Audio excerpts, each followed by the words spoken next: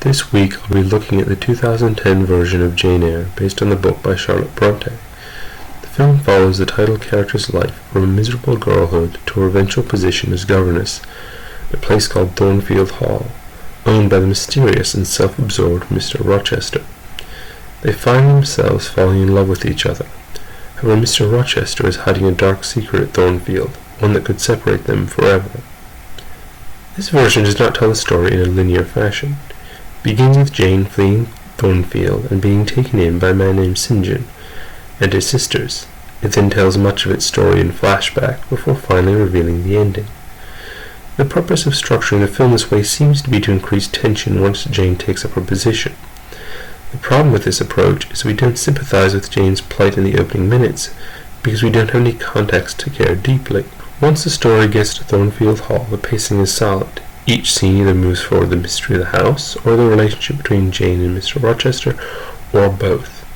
Even in early conversations, the dialogue between Jane and Mr. Rochester is clever, and they have some definite chemistry. Never mistaken formality for insolence, sir.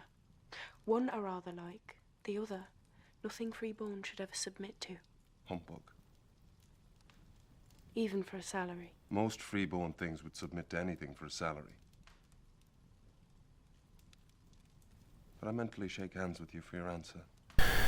The film has a lot of visual interest. The framing in some of the early scenes emphasizes the isolation a young Jane feels.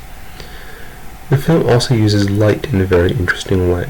Many of the scenes at Thornfield are lit by firelight, such as candles and other sources. This gives the scenes a very distinct sort of texture.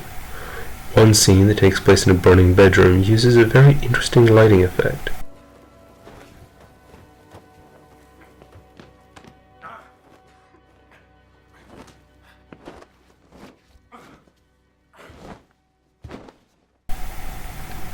Notice when the fire is put out, the scene goes black.